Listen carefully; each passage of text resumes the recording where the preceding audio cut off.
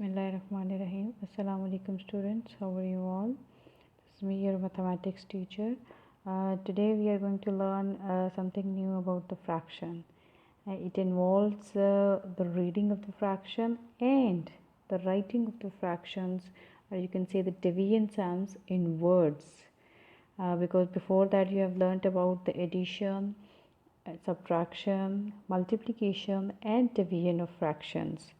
So today we are going to learn about that if some fractions are given, so how to read them and how to write division sums in word form. So for writing that, first we need to know that how to read a fraction properly according to the place value of the numbers, or you can say the fractions.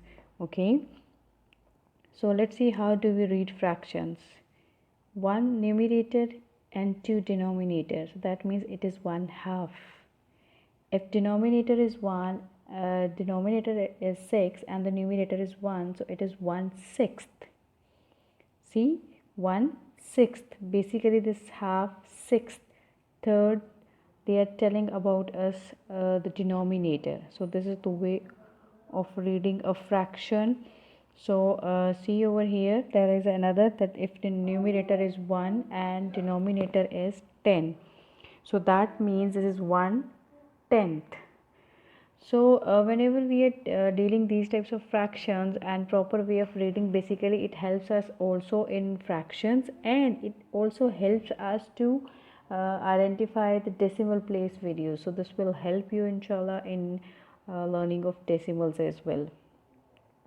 Here is another thing which will be discussed in this video, that what is the difference between the fractions if the numerator is 1 or if the numerator is more than 1.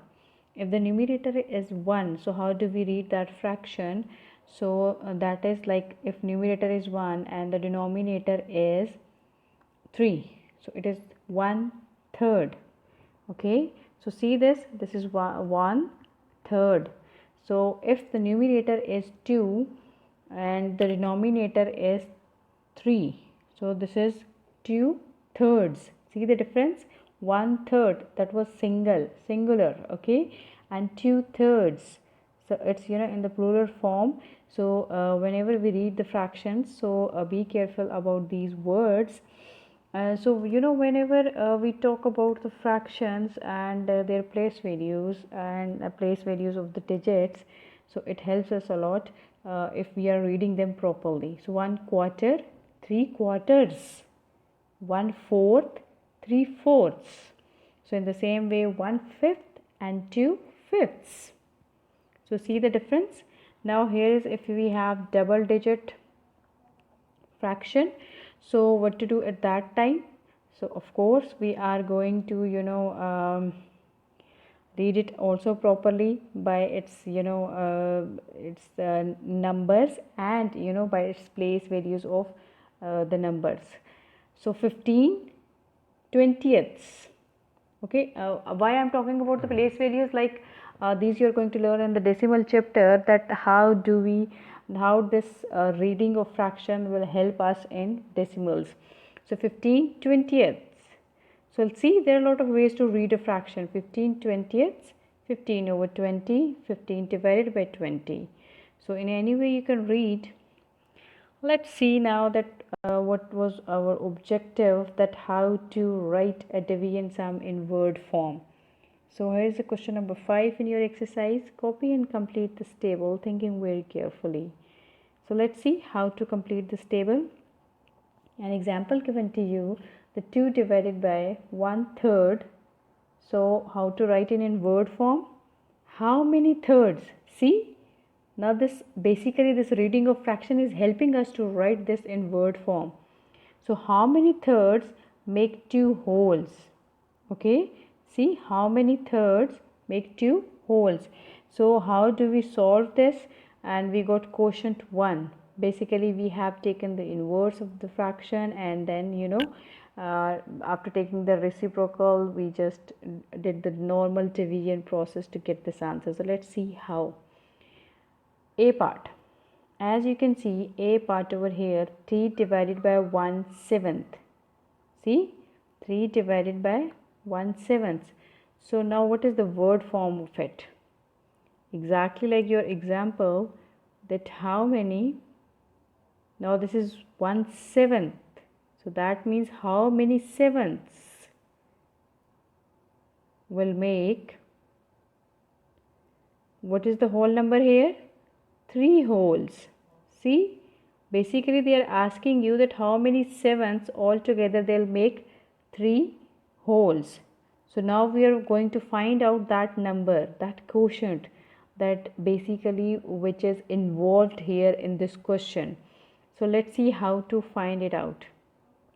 If we go for the normal procedure of multiplication, division of fractions, so what we do, that we are writing 1 under it and then 7 upon 1, the reciprocal of the second fraction.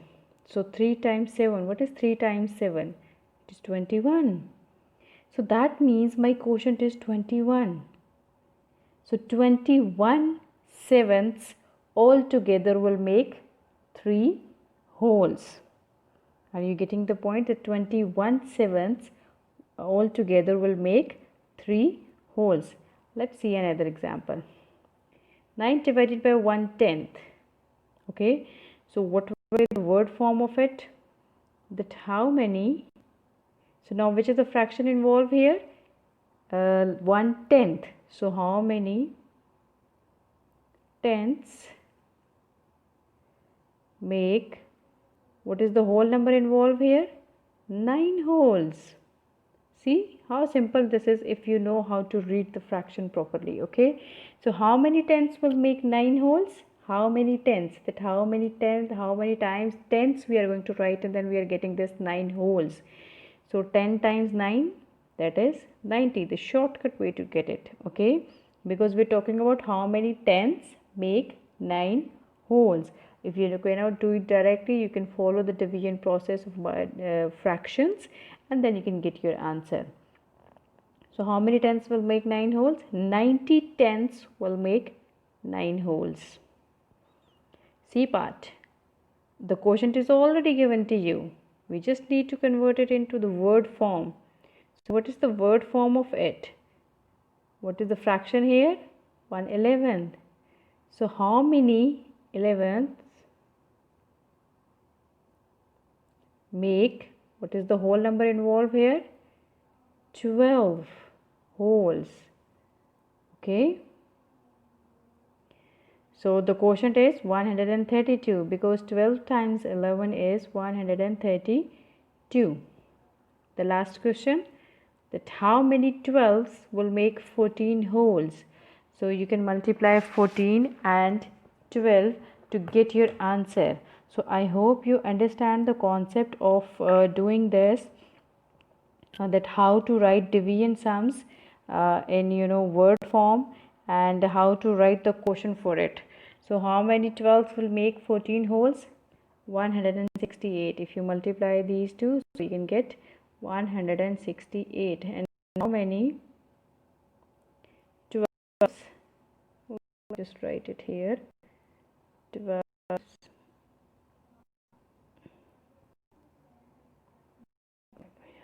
erase it out.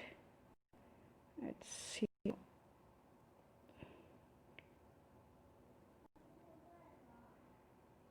12s make 14 wholes. Okay, so how many? 168 12s will make 14 wholes. I hope you understand the concept of writing the division sums into words and to find out their quotient. Stay blessed and complete your work. Bye. Allah Hafiz.